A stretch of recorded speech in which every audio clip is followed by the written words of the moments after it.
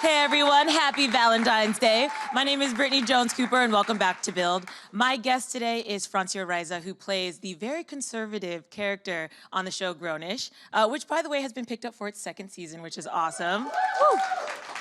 Go Grenache. She also made headlines last year when she donated a kidney to her best friend, Selena Gomez. I'm super excited to chat with Francia, but first, let's throw to a clip from Grenache. As the obvious role model of the group, it's my duty to guide them. Okay, guys, what I'm seeing here is upsetting. We're four people in the prime of our lives. Shouldn't we be talking, sharing ideas or something? Like, phones down, come on. Whoa, fall back, Widow. I am posting for political change. Just started following this account and all their stuff is about prison reform and social justice, so I'm retweeting all their stuff.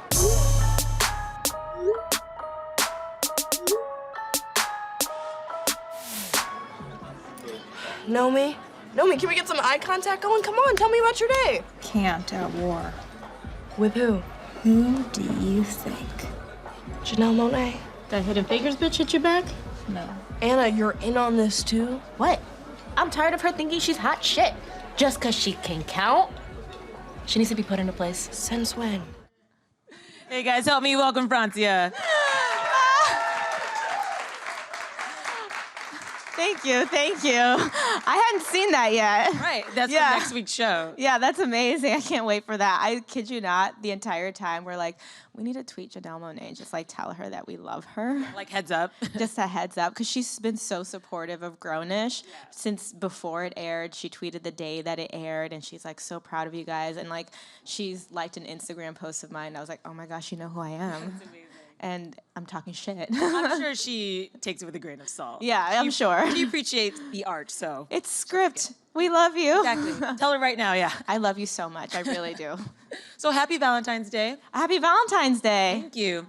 Oh, very dressed appropriately. Thank you. So what's your boo situation? What's going on? I do have a boyfriend, and thanks. And I gotta tell you, I haven't had a Valentine in 8 years. It's my first time, and he's in LA, and I'm here.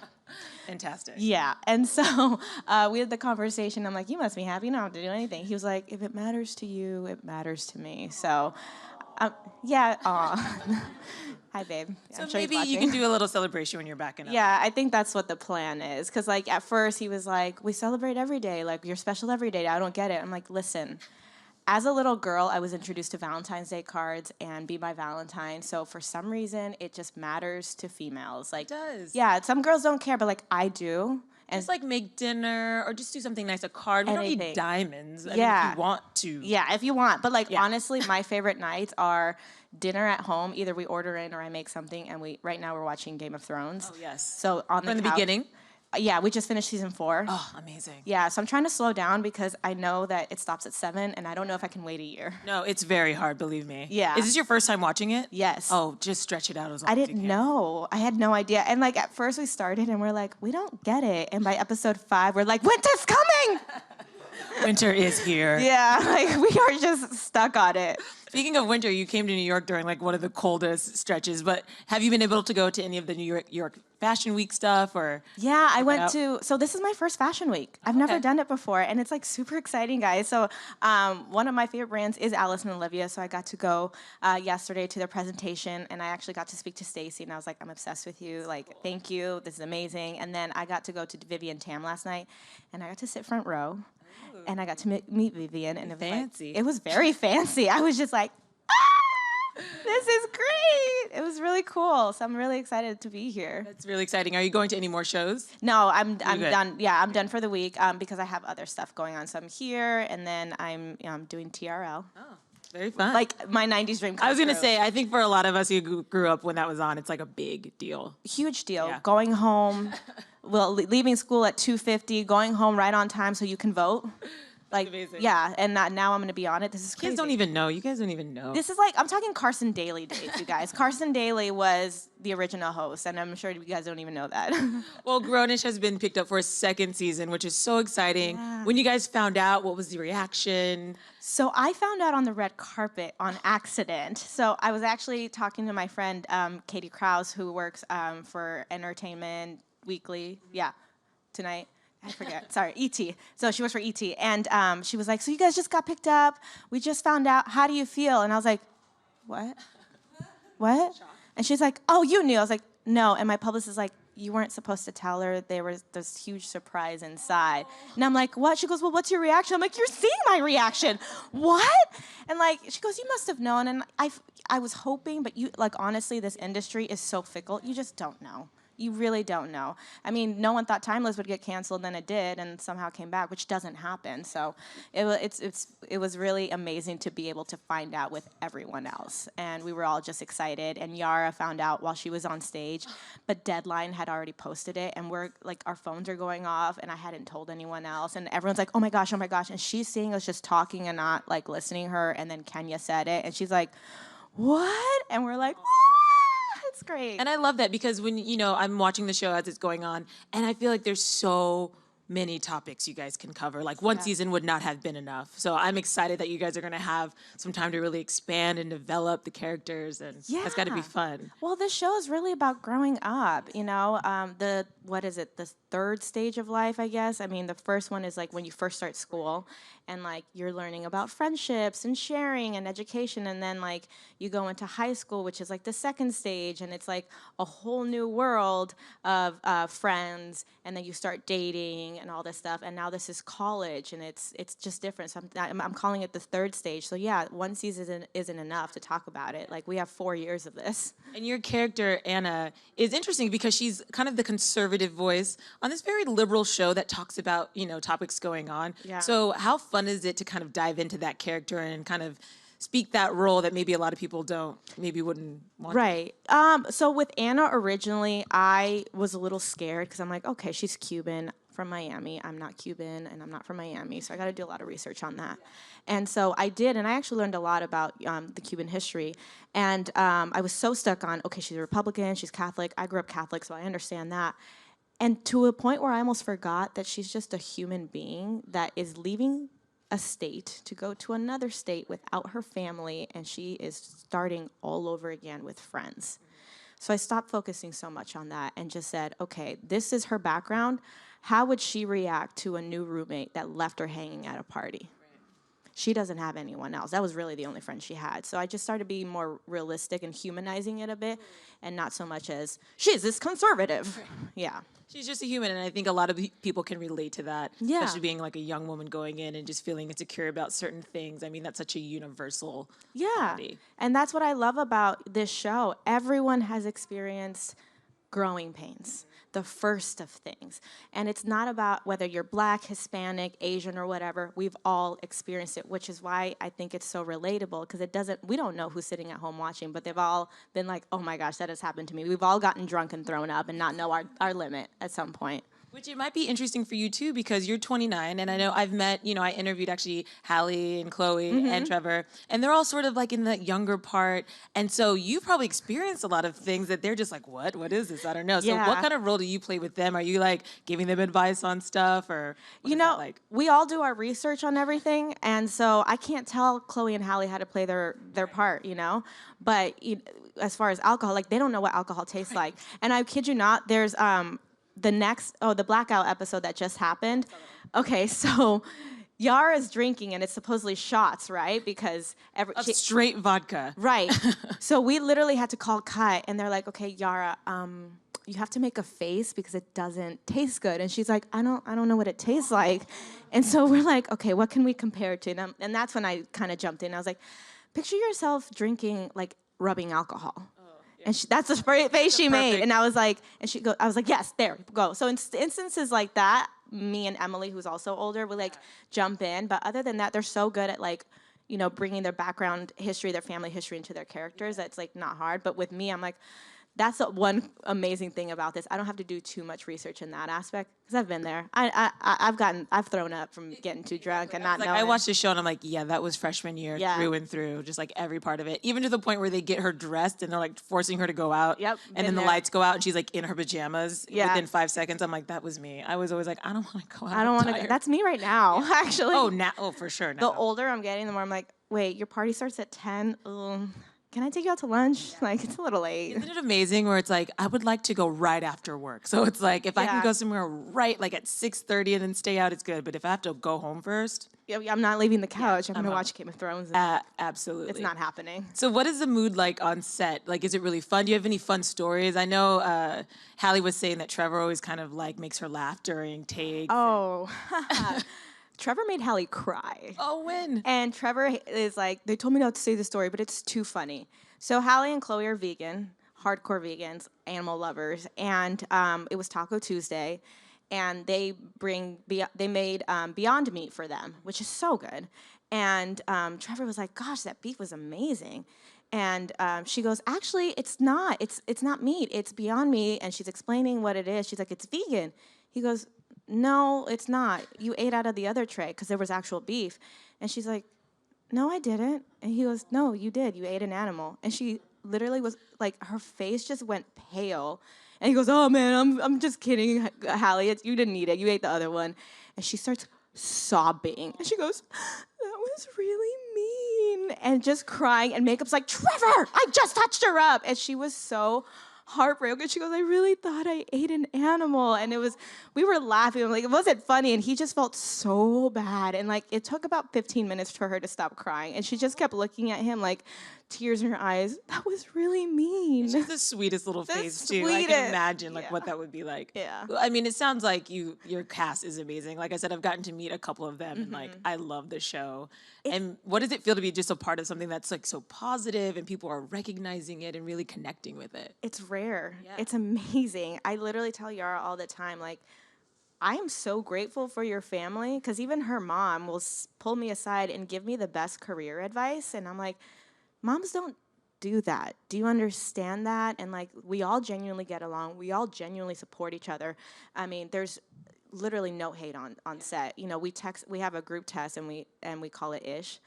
And we text her like, "Hey, good luck on Seth Meyers tonight," or like, "Oh, I saw that you did this," or like if Chloe and Hallie drop a song, we're texting the group and being like, "This song is everything." Like everything we all do individually, we're always like putting in the text and like just cheering each other on. It's really great. I love that, and that friendship is so important. And obviously, I mean, you are like friend of the year, I think, in my book and a lot of other people's book, because last year we know that you donated your kidney to your best friend, Selena Gomez, which was, I mean, give it up. And you talked a lot about that process, but I'm curious to know what that was like with all the extra attention and all the press. And I mean, was that a little jarring? Because you were just doing something for your friend, Yeah. which I think people could relate to, but then all of the extra attention that came with it. What was that like? So I shut my phone off. Yeah. Because I actually didn't know. I knew she was gonna post it. I didn't know what time. So I went to sleep, and all of a sudden at 5 a.m. my phone goes off, and I'm like, what's happening? And I was like, oh, I guess she posted. And I put on worship music. I was like, I'm not dealing with this. And I had to go to work that day. I went to yoga because I needed to namaste. And I didn't tell anyone on set except Kenya the day before, Kenya Barris, our executive producer. And I was like, so remember that kidney I donated? So my sister is from another mister. Because I said it was my sister, which wasn't a lie. It's just, we're not blood related until now. I was gonna say you are now. We are technically now. So I told him, and I went to set, and I had a hoodie on. And I was just like, I don't know what to expect from all of this. And even Selena called me. She goes, "Are you okay?" And I was like, this is the first personal thing that I've ever had come out. Like, I don't know how to react. Thankfully, I had work to distract me. A couple people came up to hug me. They're like, "Oh my gosh, I didn't know." Which, they used to make fun of me on set because I now go to the bathroom every 5 seconds. If I drink water, I need to pee immediately, which is one of the side effects of it. And so they used to be like, "Francia, are you not an adult? Can you not hold it?" And now I was like, "Do you feel like a jerk? Right, little did Do you know. feel like a jerk? You should feel bad about yourself." So now that they started taking care of me. They're like, "Where's her water? Do you need to go to the bathroom? Are you good?" So I got amazing support from everyone on set, and so it was good. But the attention, like, I was just grateful. I mean, Janelle Monáe liked that post, so I was like, she knows who I am. And it's been overwhelming, but amazing. Like, I'm very grateful at how positive everyone has been and how respectful everyone is about our privacy during all of it. Because I know that, people want to know what's going on, and she did disappear for a while. And, like, when they found out, they were even more respectful of the whole process. And it wasn't crazy for me to a degree. It was for her, and she's used to it. But for me, I was still able to just do my thing. I think TMZ caught me one time, and I was like holding my phone and my water bottle, and my middle finger was up. And they're like, my manager's like, "Are you flipping them off?" I'm like, "I didn't even see them. Right. Like, I was just tired. Right. I had a 16-hour day."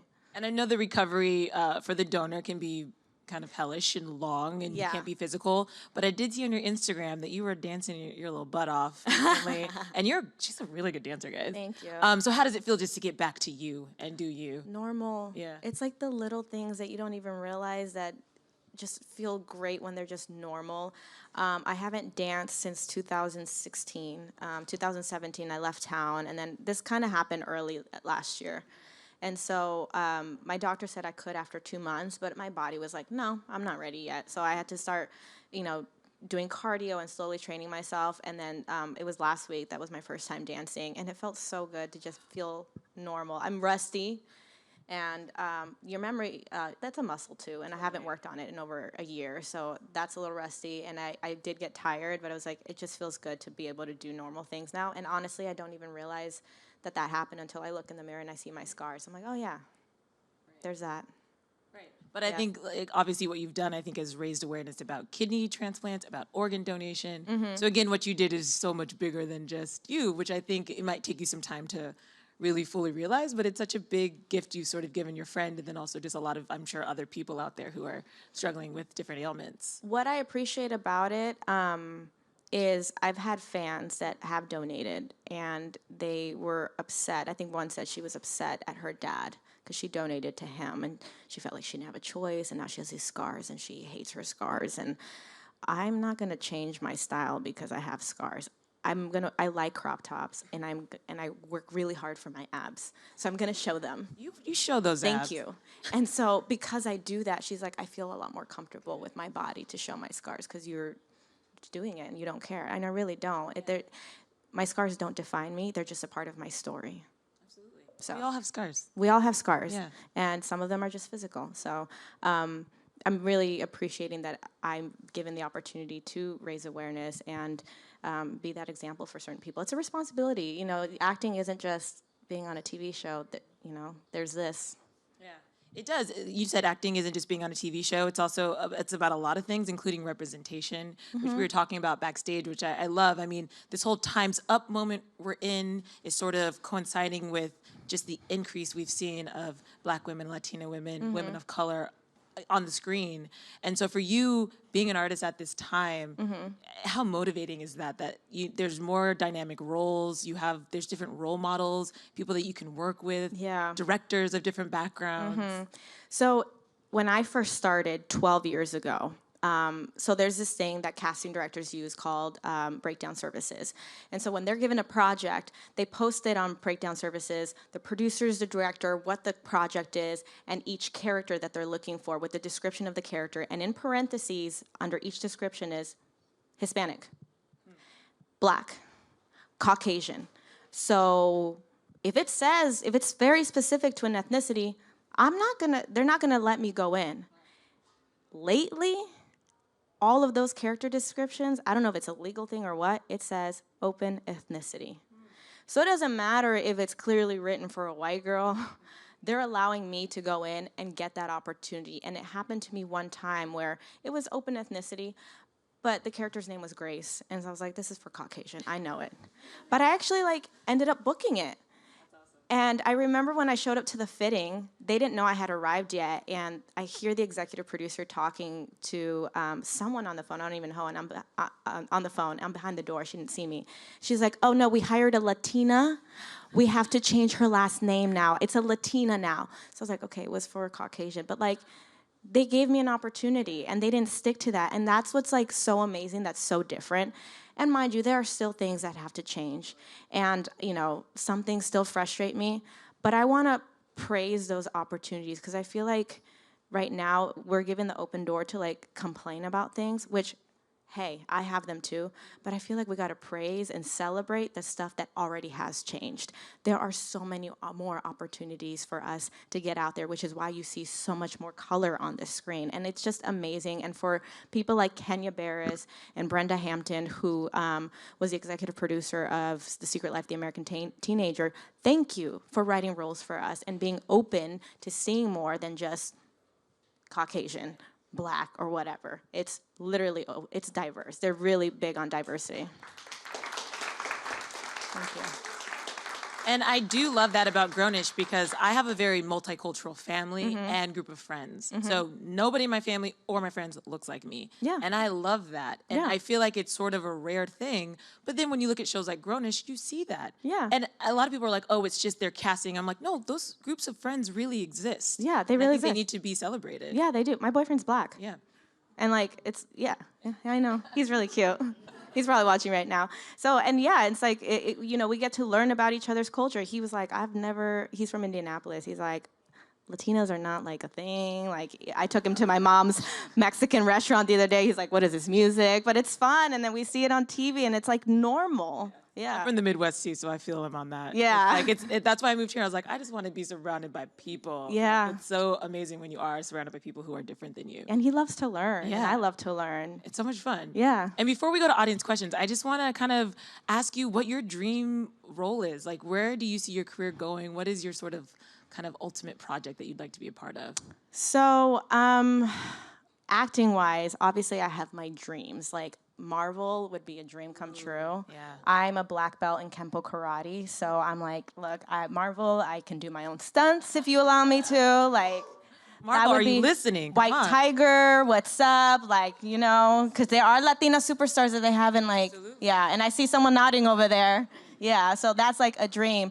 But I love telling real stories. When I was recovering, I was thinking about it. I was like, gosh, there's so many like empowering Black movement stories that have come out.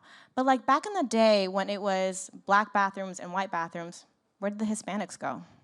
And my manager's wife was like, why don't you research that? I'm like, oh shoot, I forgot Google exists. All right, let me research it.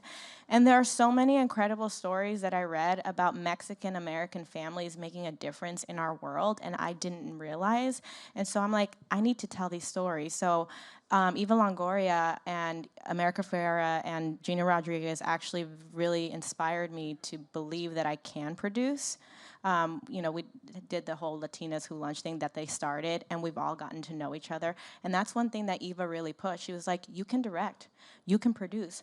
Don't let people limit you. So my boyfriend actually sent me a story, and I'm researching other stories, and I came to my management, and there's one that we're really pushing to produce, and I'm hoping that in a few years it happens. It takes time. So I want to tell real stories, history about our country that no one knows.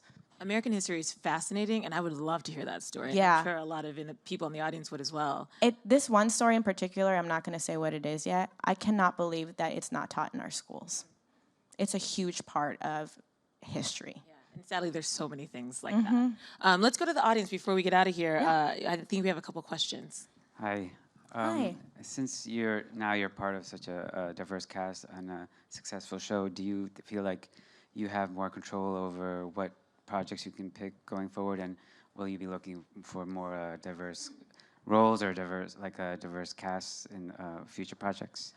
So again, the projects that I look into, I love telling real stories and I have my dreams, but we're all fighting for equal rights and equality, and by focusing on being diverse, we're kind of turning away from what the whole purpose is. I'm not gonna be here and be like, I need to be in a diverse cast. I just want to play a role about a real human. That's how you really make equality happen, by not focusing so much on the ethnic background, focusing on the story, the reality, and just being a human. So I appreciate, again, Kenya and the people that I've worked with that have created a diverse cast and that it's open. But I think by really sticking to equal rights is by not focusing so much on it and just humanizing it. You just want good scripts. I just want great scripts. Yeah, definitely. Next. Hi. Hi, how are you? Good, how are you? Good, thank God. My question is, what are your hopes for your character's development on Grenache? So I just want her to loosen up a little bit, and I think that's something that Kenya talked about. I think with her, she just was trying to fit in this first season, and you don't really hear her voice much. You do hear it towards the end of the season. There's a big political debate she has with Trevor's character, Aaron, and you see her really come in her own skin, and I hope that she develops more in the next season, maybe a love interest, just kind of seeing her grow up in a state that she didn't even know about with all these new friends.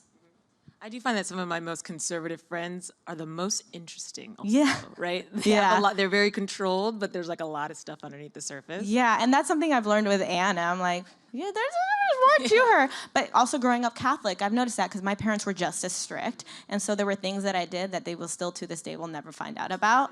And she's like slowly revealing them. And then like, I think at one point when she talked about losing her virginity, I was like, oh, you're not a virgin? Oh, okay. There's something there. That's amazing that she can still surprise you is awesome. Yeah, she still surprises me. I'm like, why didn't you guys tell me? I would have done this different. And one last question. Hi. Hi. So now that you're on this show that focuses on college life, has it given you a chance to see how, college is? Yeah, it has. And one of my biggest regrets, honestly, which I know you shouldn't regret anything, whatever, but I wish I went to college. And I wish someone pushed me to go to college. So that is something that I'm looking into. I've signed up for a school already. I still have to take my test to see what classes go for me or whatever, but I'm like, I don't have time to study. But that's something that I really want to do. Obviously, I still won't have the actual college experience, but I really believe that a degree is important. And so even though I'll be in college as a 30-year-old and not have that experience, I'm grateful that I'm able to experience it on a TV show. Like, that's pretty cool. I'm very, very blessed. Yeah. What would your major be? At first I was like, psychology because acting, blah, blah, blah. But fortunately and unfortunately, I've had to help my family with some legal stuff. As unfortunate as it is, I was like, oh, I really like all of this. And I had an unfortunate situation where I had to sue a friend and take her to small claims. The situation sucked, but I really liked the research. So I feel like somewhere in law, I would do something. I love that. I don't think there's anything better than being able to advocate for yourself and the people around you. So if I get in some legal troubles, I'll keep your number and call you. My mom literally says, my daughter's a lawyer. So I'm going to have her sue you because someone messed with her for New Year's about something. And I was like, all right, well, just give me his information. I will take him to small claims. I know how to do this already. And she told him, she's like, my daughter's a lawyer and she will sue you. And I'm like, I know the paperwork. I know the legalities. Legally, he can't do that. Do you have a contract? That is amazing. I think that's your next project. You should play like a badass lawyer. I'm working on it. TV. That would be amazing. Putting it out there, manifest it. Definitely. What does the Oprah call it? The secret. The secret, yeah. Secret it. Yeah. Well, Francia, this was so much fun. I could literally talk to you for another hour. Oh, me too. I cannot wait to see the rest of season 1 of Grenache, and I look forward to season 2. And good luck with everything. Thank you so much. Guys, I give it up for appreciate it. Thank Francia. you for having me.